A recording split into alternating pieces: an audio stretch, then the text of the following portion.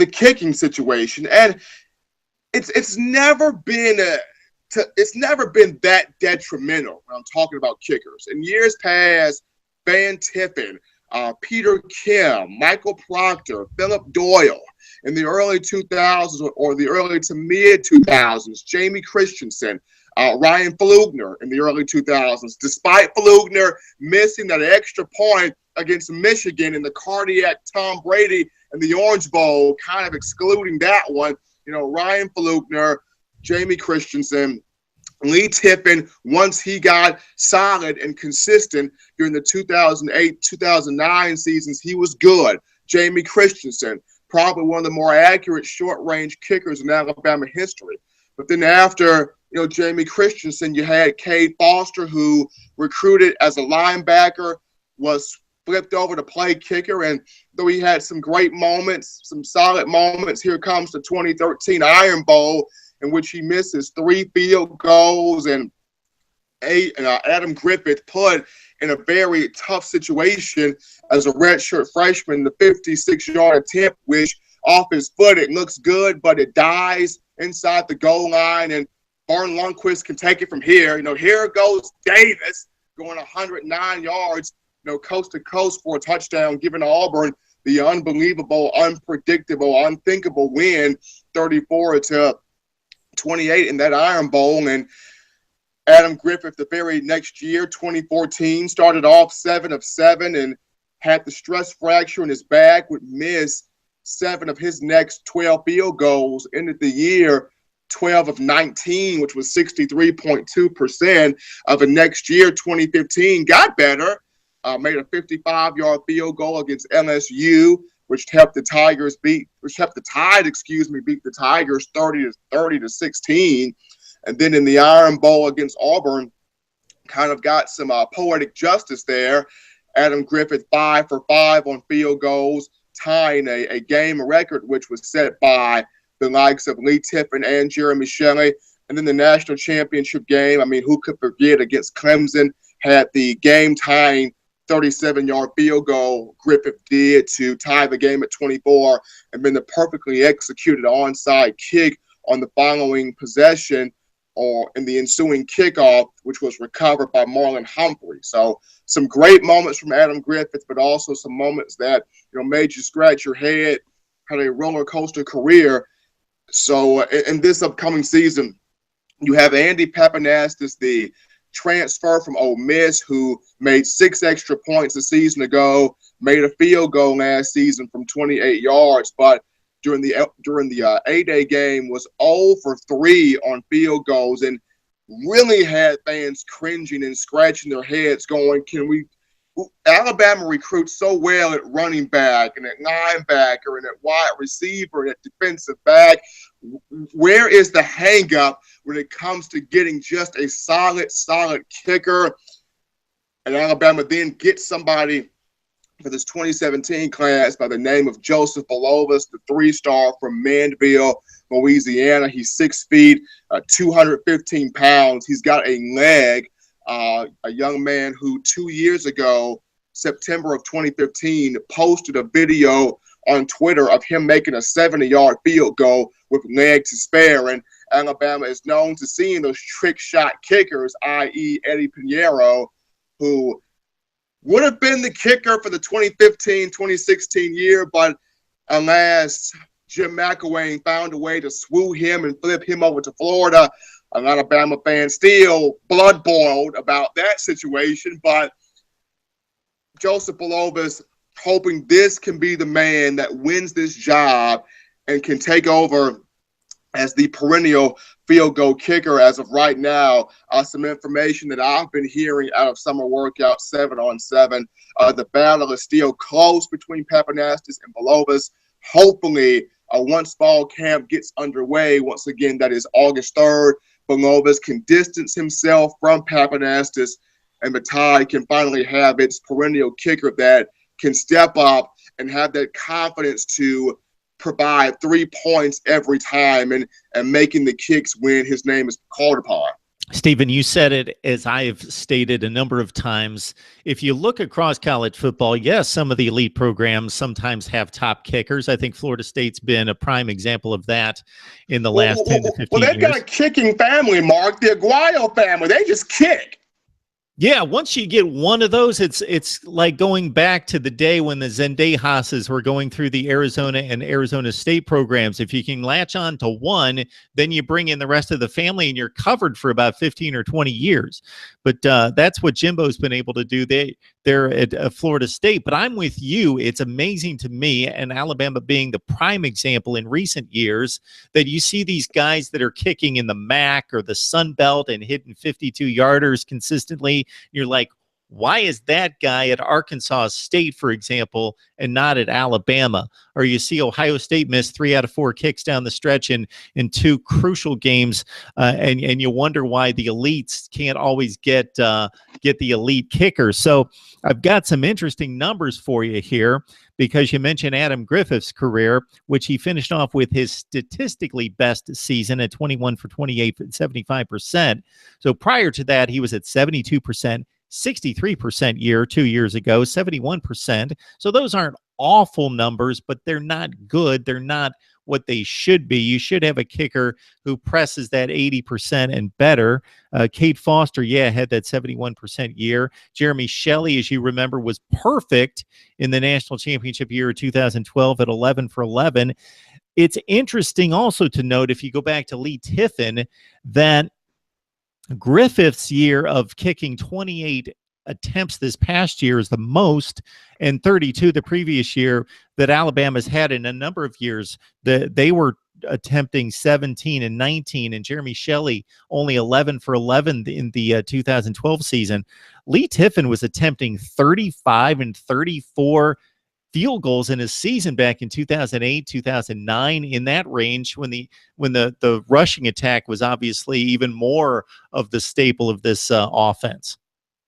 It absolutely was. And at that time, under Lee Tiffin, and no offense to offensive coordinator Jim McElwain, who was the OC at the time, but there were moments where the play calling was stale, and defenses could see exactly what you were going to do, whether you were going to give the ball to Mark Ingram out of a single back formation with a double tight set, or you were going to give the ball to Mark Ingram out of the Wildcat. Defenses were kind of geared toward Alabama rushing the football. Now, Greg McElroy had some good seasons throwing the football. If I go back to 2009 for just a moment, McElroy, 17 touchdowns, only 4 interceptions that year.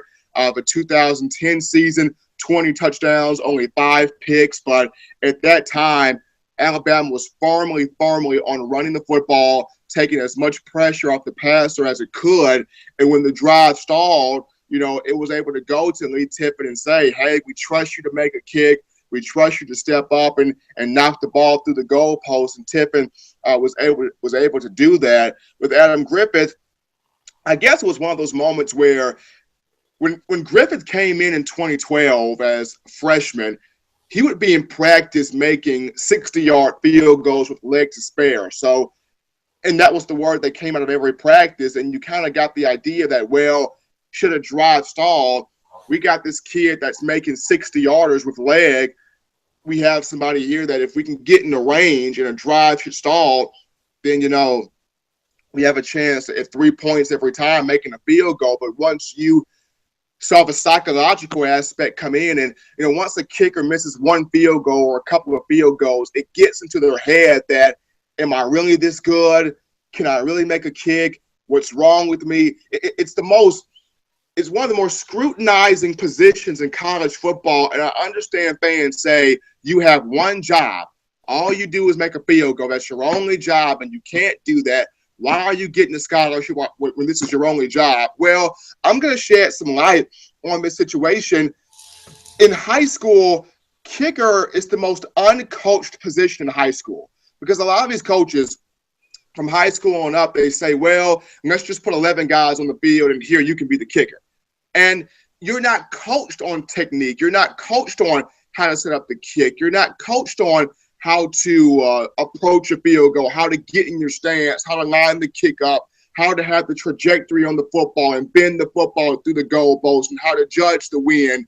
You're not coached on all of these procedures because in high school, you're just focused on, hey, let's just get 11 guys on the field. And nowadays, with so many coaches in high school going for it on fourth down and going for it for 2, you're not seeing a lot of these kids making field goals. You're seeing guys that are attempting 7 to 8 field goals a year, and you can't get a good gauge and a good barometer on how good these kids are when you're only attempting 7 to 8 field goals a year. These kids are now going to the Chris Sale kicking camp and camps and tournaments around the high school landscape and having to compete and show on a tournament level that they can kick when they could be getting this type of experience in high school, making more field goals. But because of the change in the game and not many guys coaching these kids and also not many guys coaching their defense to put pressure on these kids so that they'll be able to prone to make those field goals. We're going to start calling it the coaching clinic, the kicking coaching clinic from Stephen M. Smith of Touchdown Alabama. Beautifully done, Stephen. I mean, I'm just saying, I played some high school football. I had a friend that was a kicker in high school, and he wasn't coached just because the dude that I played with, and I'm still friends with him to this day, he was 6'2", 220 pounds.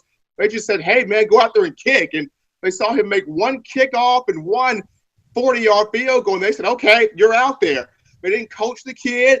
They didn't train the kid up. They just said, hey, he's 6'2", 220. We just need somebody to put a foot to a ball. Here you go, man. Go get it. You would think with the development of everything else in football at the high school ranks that the kicking game would have come along, and I know that it has in certain areas of the country, in certain programs, but generally across the board, it just hasn't kept up with the rest of it. When I played high school football, yeah, it was exactly the way you just described it. Grab a kid that can kick. We'll try him. We'll try a handful of guys on a few kicks, and whoever kicks the best, he's the kicker. And kind of do your thing and practice a few kicks at the end of practice, and we'll give it a shot. But generally, we went for it on the 2-point conversions. We went for it on 4th and short if we had the ball inside the 25 or 30-yard line. Otherwise, we punted. So basically, we'd attempt 2 or 3 field goals a season. That's how it works. I mean, you even got schools nowadays, Mark. It's not even 4th and short. It's 4th and 19. We're going for it. And the poor punter is just sitting here going, will I ever get a chance? No, son, we going for it. 4th and 19. We're going to run 9-8-7 post jet to the inside corner. Let's do this. And you're like, really? We also had an offense that would run it off the 1 or the 2 tackle on first down, would run a sweep on 2nd and 12, and then would try to get fancy with like a Statue of Liberty, like underneath draw play handoff on 3rd and 16. And that was typically we didn't want to throw the ball, didn't want to risk anything. Let's try to win this thing 7-6. But it's one of those positions, Mark, in kicking that nowadays it's not being coached in high school. And as I mentioned, these kids are pretty much forced to go to these kicking tournaments, go to these Elite 11 or big-time major camps and really show the scouts at these camps, look, I can kick, I can do this. I was not given the chance in high school, but I got the leg. And it comes down to these scouts in these camps to really, put these kids out here on social media, put these kids out here on their local news stations, their local papers, and try to get these kickers some exposure. So it's almost pulling teeth for these Division I coaches to find these kids, because you look on the high school websites and you see, well, he's only attempted 8 to 10 field goals all year. How good is he? And then you go to the camps and you see, the camps put up, well, he just made a 50-yarder in this camp, or he just made a 65-yarder in this camp. And these guys go off of what they see in these camps, whereas it could be a lot of the sticky situation could be much more avoided if a lot of these high school coaches can sit down and really take these kickers and coach them up on, this is why you're kicking, this is why we want you kicking, and this is how it's supposed to be done. And a lot of the coaches nowadays don't have the patience, and that's a key aspect, having the patience to work with a lot of these kids, because special teams is an art all by itself. It's not, we're going to hit this guy, you're going to throw this play and score a touchdown, you're going to run the ball through the A gap or the B gap and get downfield. No, kicking, you got to train this kid mentally. Once you step on this field and you line this kick up, it's a clean snap, a clean hold. You spin those laces away and allow your guy to step up, drive that ball through, and kick. It's more so 99% mental, 1% physical, because you have to get your kids to psych themselves into, you can make this kick, have a short-term memory, go out there, have fun with it, but do your best to come up here, and once that ball is snapped and you get a clean hold, drive that ball through. And it could prove to be crucial this season for Alabama, but we expect just about every game, even if the kicker goes out there and misses 2 out of 3 field goals, Alabama's even going to win most of the SEC games by 3 or 4 touchdowns. But it could be just that one game, whether it's LSU, whether it's an SEC championship game, whether it's a college football playoff game, or the final game where a kick may need to be made at medium or long distance range with a ton of pressure on that particular player. All right, Stephen M. Smith of Touchdown Alabama joining me on Mark Rogers TV each and every week to talk Tide, and we make that available for you on iTunes and Podbean, the audio versions right there. Just search Mark Rogers TV. All right, Stephen, we appreciate the breakdown each and every time, man. No problem, Mark. Thank you, and it's definitely happy to get back up with you again.